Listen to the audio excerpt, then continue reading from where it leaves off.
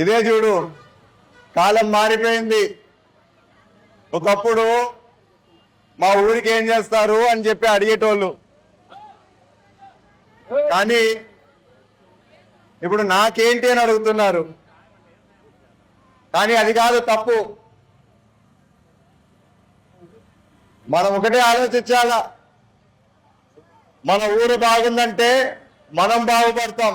మనం బాగుపడినామంటే రాబోయే తరాలు, మన భవిష్యత్తు అంత బ్రహ్మాండంగా ఉంటుంది.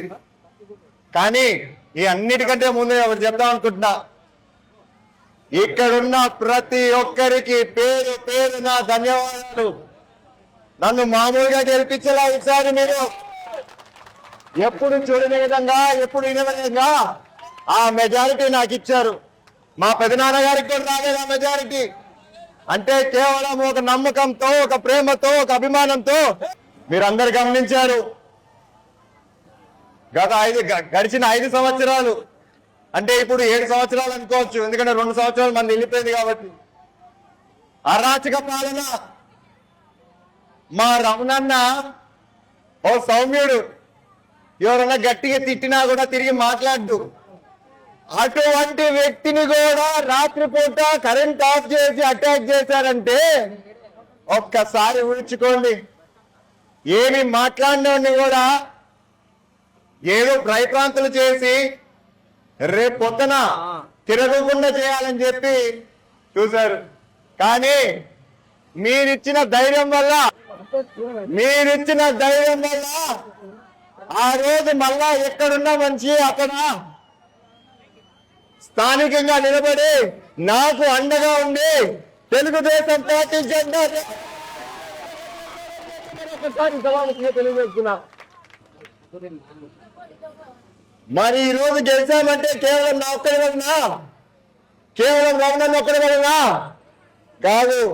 మీరందరూ చెయ్యి వేసి ప్రతి ఒక్కరు నమ్మకం పెట్టుకొని అభిమానంతో ఓట్లేసి గెలిపించారు. మీ అందరి వల్ల గెలిచింది తెలుగుదేశం పార్టీ ఈరోజు. అదే కాదు, ఏ మండలానికన్నా కూడా ప్రత్యేకించి మన తాడిపత్రి మండలం గన్నవరపల్ల కాలనీకి ఇప్పటికే దాదాపు 80 లక్షలు ఖర్చు చేసి నీటితో ఖర్చు చేసి రాబోయే కాలంలో జల్ జీవన్ మిషన్ కింద దాదాపు 50 లక్షలు ఖర్చు పెట్టబోతున్నాం. ఖచ్చితంగా రాబోయే కాలంలో మీ అందరికీ నీటి సమస్య అనేది ఉండదు. మరొకసారి ఇంకెప్పటికీ రమణన్న దగ్గరికి వెళ్ళి నాకు నీళ్ళు రావట్లేదని చెప్పి మాట్లాడుతూ ఉండదని చెప్పి సభాముఖంగా మీ అందరికీ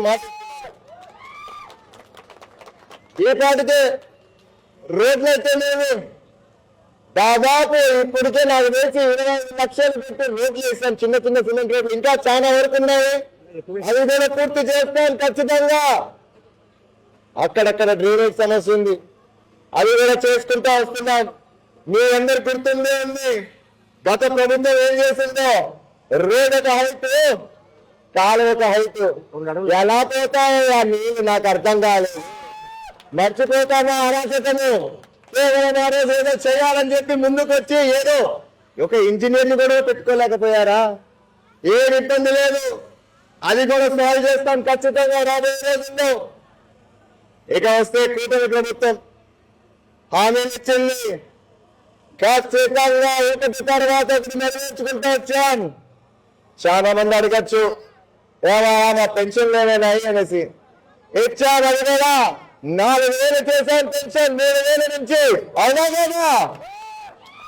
చాలా మంది అడగచ్చు, మాకు ఇంకా కొత్త పెన్షన్ రాలేదనేసి.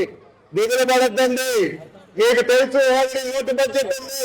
ఆయన కూడా చెప్పిన ప్రతి ఒక్క పథకం అమలు చేసుకుంటా వస్తున్నారు, ఒకటి తర్వాత ఒకటి.